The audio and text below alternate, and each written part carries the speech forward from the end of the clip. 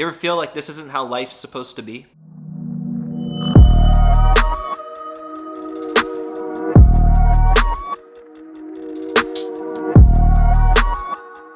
The Hebrews have begun leaving Egypt. God has rescued his people. He saw their suffering. He saved them out of the hands of Egypt. He gave them supplies to go, and now they are wandering in the desert.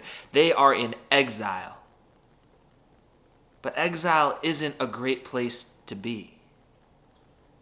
For the Hebrews, they're literally wandering in the desert. Now they're on the coast of a sea. And the enemy, the Egyptians, well, their hearts have changed. They told them to get out of here, leave, because they were frustrated and angry and scared. But now they realize they just let their workforce go. And they want them back. So they're angry. They're enraged. The armies are gathered, and now they're out in the desert searching for the Hebrews to bring them back and enslave them.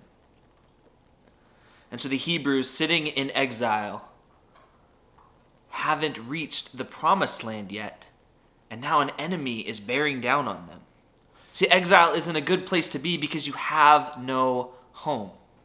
You have a home to go to. You have this promised land, and for them it's this place that God has committed to them, that he will bless them. That's a place flowing with milk and honey, a place of peace. It means God is going to provide abundantly for them, that life will be good.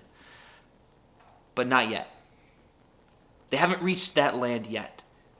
And now they're trapped. The army has come barreling down on them, but they are not alone.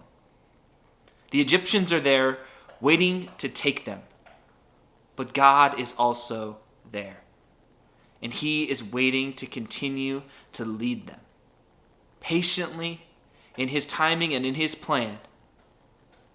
And so there the Hebrews sit, trapped between the sea and the army, not knowing where to go, but having to learn to be patient and wait for God's plan.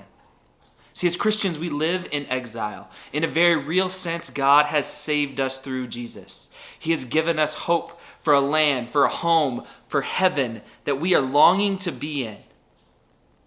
But we're not there yet.